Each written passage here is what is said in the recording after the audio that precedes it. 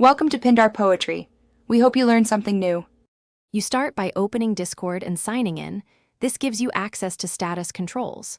Once done, find your avatar, bottom left on desktop, bottom right on mobile, because that's where status options live.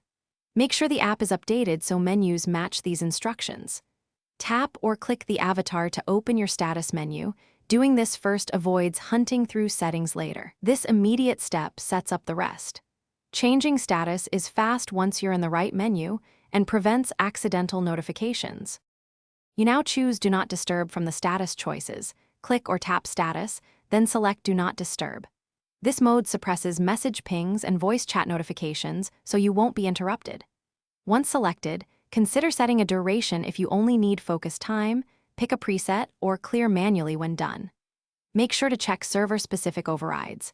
Some servers allow exceptions, so inspect server notification settings if you still receive alerts. This step locks in uninterrupted time. Finish by confirming the red Do Not Disturb icon appears next to your avatar. That visual confirms DND is active. If you still get notifications, check server overrides, individual servers can allow mentions, and confirm your mobile OS allows app notifications to be muted. If problems persist, reset your status to online then back to DND or restart the app. This clears transient glitches. Finally, make sure you didn't schedule an auto-clear duration that turned DND off. Thanks for watching. Consider subscribing if we helped you.